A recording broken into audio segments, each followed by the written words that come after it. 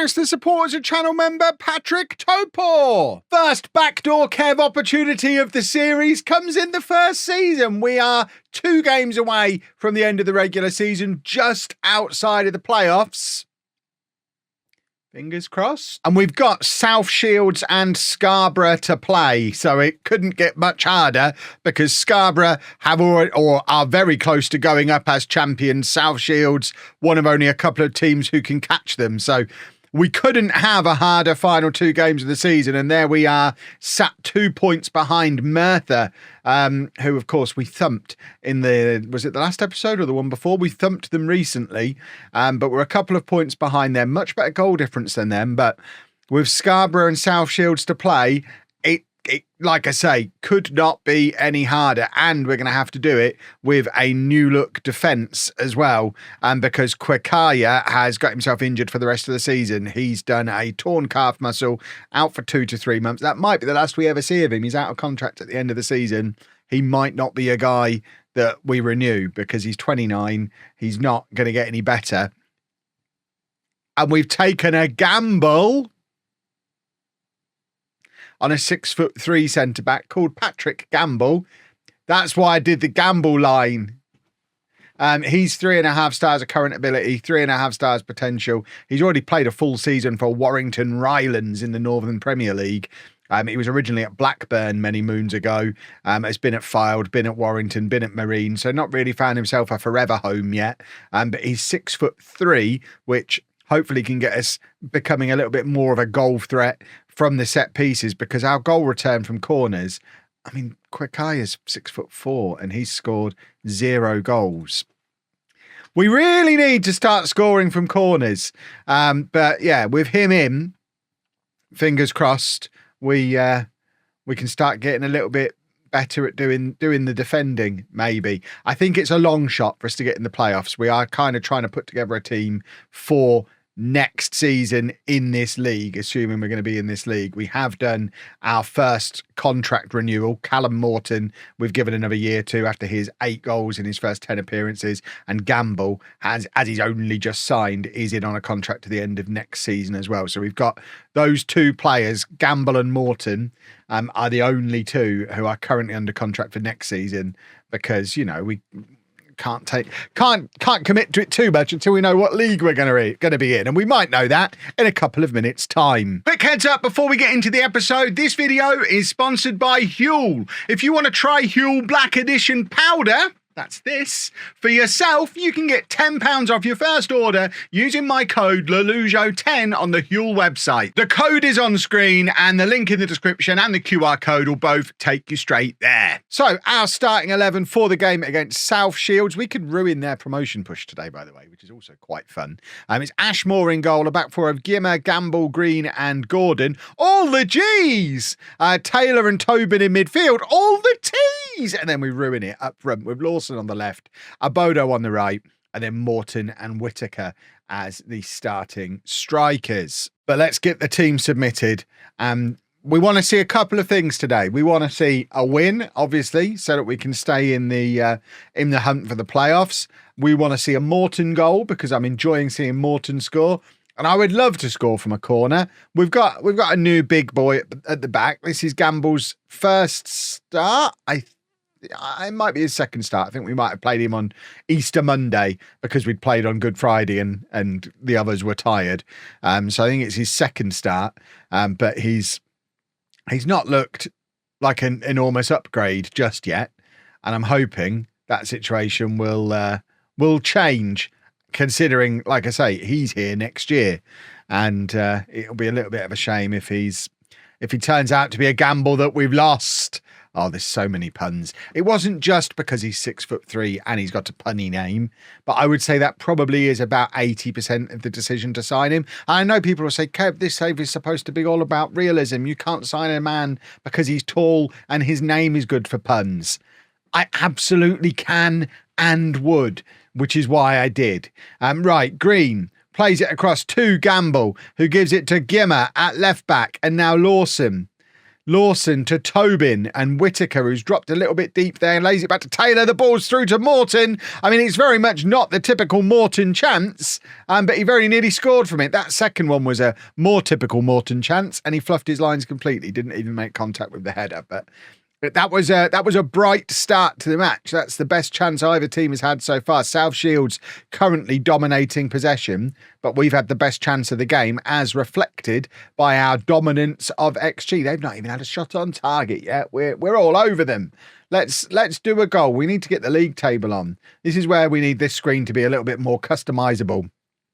Either whether that happens later in FM26 or maybe next year, who knows, but it would be nice to be able to have that league table on screen the whole time. That would be very nice. Remember, like FM18, FM19, whenever it was, you could even choose what you overlaid over the match screen itself. So rather than having to constantly put the league table on and then see it in between highlights, you could keep the league table on while the highlights were happening as well. We could put it on the screen here somewhere. Oh, I would love that. I'd love to have that back, but if anything, it seems everything's becoming less customizable rather than more from where we were 5 years ago. People say it's all an FM26 thing. They've been moving in this direction for a while. They took that away quite a long time ago. When they brought in that touchline tablet, they took away being able to overlay it over the matches, and I've missed it ever since. I'd still like picture-in-picture for matches like this. I'd like to have the Merthyr match playing in the corner so we can see what's going on there, but that's probably a little bit outside of what the game would be capable of doing. Certainly at this level, because obviously in real life, you're not going to be able to have that. I guess once you're in the Premier League, it's a little bit different. Would they have a feature that they only turn on the higher up the leagues you go? I mean, I guess VAR is exactly that.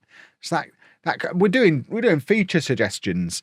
Feel free to submit them to Sports Interactive, boys and girls. I assume they're not busy with anything else currently. They can work on my personalised requests. They've got Sedwin Scott up front for them, non-league to legend alumni.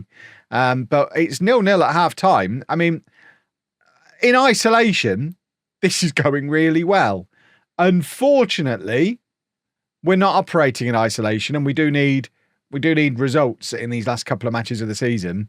So despite this being an away game against one of the best teams in the league, we do need to try and find a way to win the football match. Tobin with the big looping header. Oh my word, their keeper didn't move. I assume he was just very, very confident it was going wide, but that could have looped in, and that would have been an insane way to take the lead. Merthyr, I'm guessing, must be losing their game.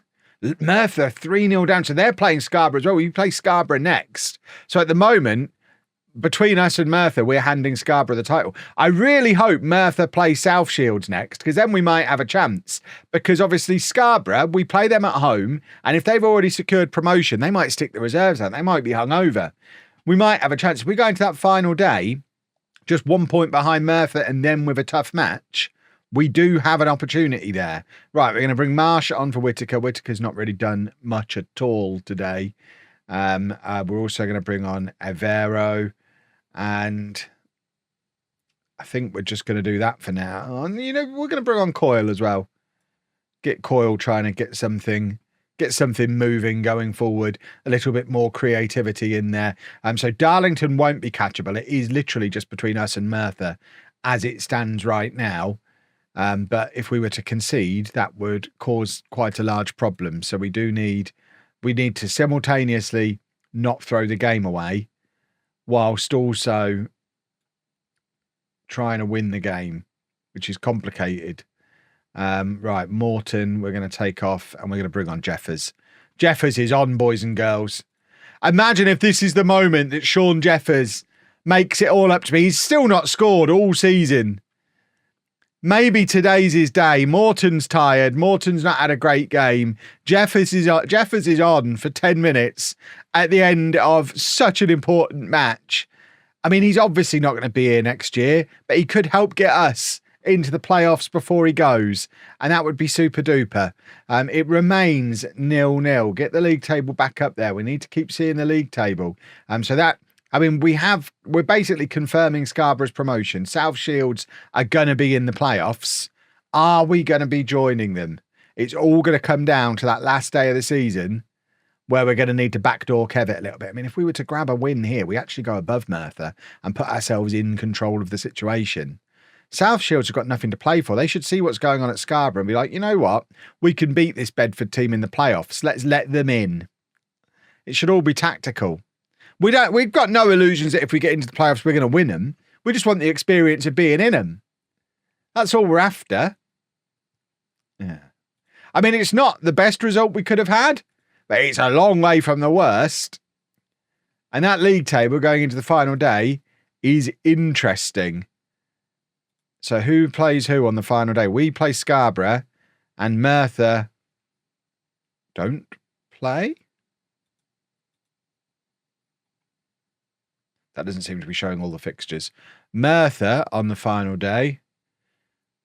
How do we see their fixtures? There you go. They play Fylde. So they've got a big match as well, because Fylde are up there in second place now. So they've got just as hard a run-in as we have.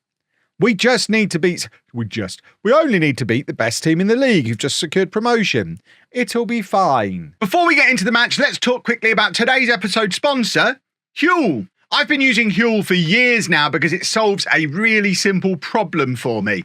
When a new FM drops, my routine gets chaotic. I'm recording, editing, streaming, and if I'm not careful, I skip meals or just end up grabbing whatever's nearby, which is usually junk. Huel Black Edition powder fits perfectly into my day and makes sure I actually stay fueled up as well. Plus, it's super easy to make. I start with my water in my Huel shaker, which I've conveniently pre-filled. Then I just add 2 scoops of the Huel powder to my shaker. Lid back on. Give it a nice little shake up like that. And job done. My favourite flavour is banana. It's smooth, thick, and it tastes really nice without being too sweet. And something I've noticed over the years is that I genuinely do feel better when I use Huel consistently. Huel Black Edition contains vitamin C, which supports your immune system, and it also has vitamin B12, which helps reduce tiredness and fatigue. And that definitely makes a difference when I'm halfway through recording a huge batch of FM episodes. It's also good for your gut because it's a source of calcium that helps digestive enzymes function normally. And what I really like is that it contains all of the nutrients you need as part of a balanced diet. Protein, essential fats, carbohydrates, fiber, vitamins, and minerals all in one quick, convenient meal. Value-wise, it's brilliant as well. Huel Black Edition works out from £1.79 per meal and you get 17 full meals in one of these bags. And Black Edition is online exclusive, so you can only get it through the link. And of course, during my 50-hour Football Manager world record stream, Huel basically kept me standing. I had a bunch of the ready-to-drink bottles in a mini fridge under the desk for any time I felt ready to stop, and it genuinely helped me push through the toughest parts of the night. If you want to try it, you can get £10 off your first order using my code lollujo10 on the Huel link at the top of the description. That's code lollujo10 at uk.huel.com/lollujo10. The link's at the top of the description below. All the details are on screen. You've got a QR code as well. There's lots of ways you can make it to the Huel website. Just make sure you do. And now we can get back to the football. Right, couple of changes for the final day. Then Marsh comes back in to start up front. Gamfi is now back up onto the bench as well as a 6'5" target to aim for if things aren't going our way. But we need a performance from Marsh like that one that we had from him in one of those previous episodes. Oh, we did sign another defender as well, by the way.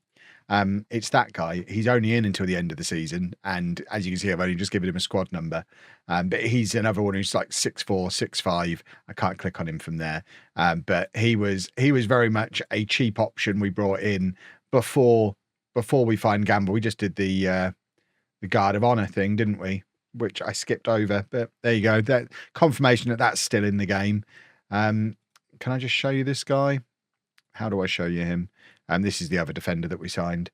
So another one who's 6'4", good potential, nice and cheap, but not really good enough to start for us yet. But is another big long boy to bring on if we need a big long boy to come on. We've got some physicality on that bench to come on if we need to try and resort to set pieces. Problem is, We've not been very good at set pieces all season. So, I mean, I can't imagine the circumstances where we have to resort to them. Oh, my word, Lawson whips one in. Now, the other thing to bear in mind as well, if we get that league table up again, is Merthyr playing Fylde. If Merthyr lose, we've got a better goal difference than Merthyr. So a draw could potentially be enough if Merthyr lose. It would be a huge bottle job from them and really not the most impressive backdoor Kev I've ever done, because we drew our game previous to this episode as well. So it'd be 3 draws to sneak us into the playoffs. It's not the most spectacular late surge to the playoffs anyone has ever had. But again, give it the context of the teams we're playing and it looks a little better. But obviously we don't want to rely on Merthyr losing. We're happy for them to draw as long as we win. We just need to make sure we win. And I hope Scarborough, like I say, hungover, been drinking all week. Still drunk. That would be ideal. But they're not playing as if that is the case. Well, that's good work from Morton, nipping in and taking it off of their not really concentrating defender. And that's a good touch from Marsh to get in. Oh, now that, I mean, it is a save in the end. I thought he'd missed. Right, here we go. Set piece o'clock. Get that into that near post. Gamble it. Oh, the gamble. I mean, he's no better in the air than any of the previous guys have been looking at that, but he is a tall boy to aim for. And they've, immediately counter-attacked from our corner. If we'd have conceded from our own corner, I think I'd have to lose my corner hacks badge at that point. Not that we seem to be doing much in the way of corner hacks on FM26 just yet. As it is, that's a good clearance from Gamble, and several of them just heading the ball away and hoping it doesn't come back and whistle past the post like it just did. That was a little bit too close for comfort. Let's jump back onto the league table. I guess it's still 0-0 in the Merthyr game. It would be nice to be able to have the league table. Oh, Merthyr are losing.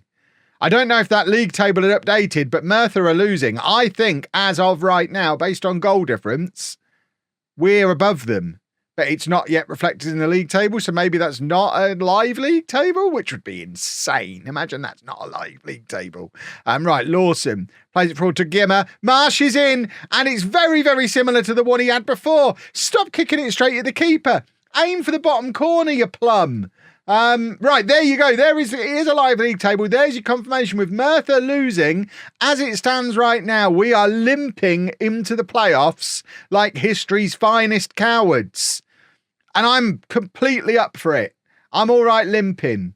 But it is Scarborough on the attack, although they've given the ball away to Lawson there. It's back with Gimmer, who plays the ball over the top to Marsh, who's got in behind again. Square it. He does. Morton's there. And that could be a huge, huge moment for our playoff push. Callum Morton has come in and changed this team because it's allowed us to score this goal, and we've done it so many times. Marsh peels out wide, gets a cross in, just slides it across goal, and Morton's there for the tap in.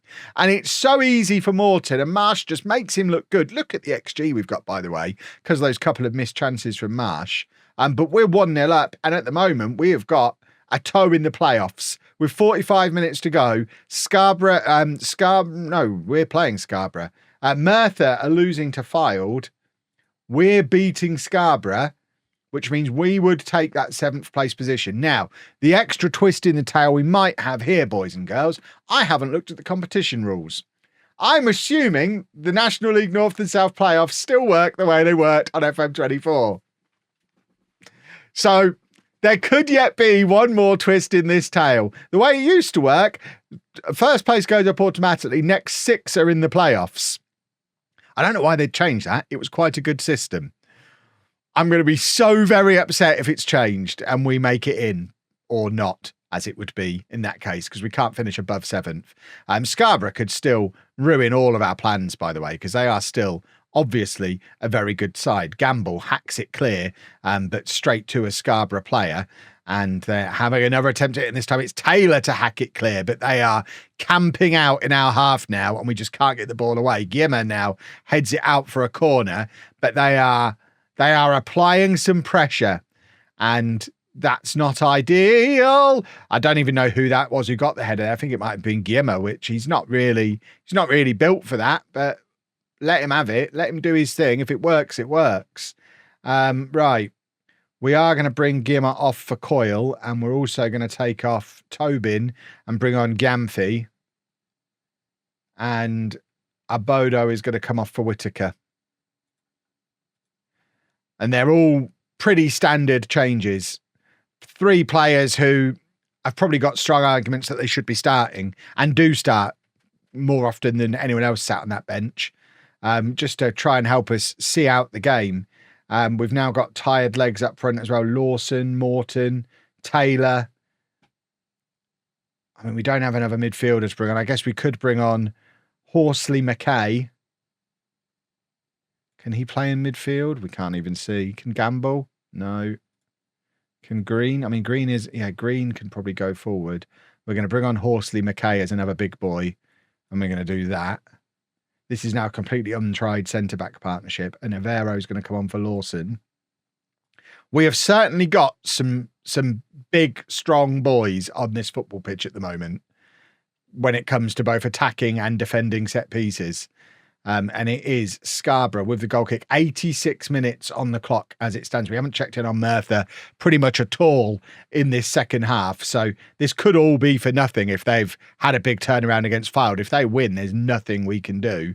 And Scarborough, Ashmore making the save. Best goalkeeper in the National League North. We are going to miss him next year. We're obviously not going to have him next year. We are still in 7th as it stands, going into the 93rd and final minute, and we have won the match. Is it enough for 7th? And is 7th still the playoffs in 2026? It's right there on screen. We're in the playoffs, boys and girls.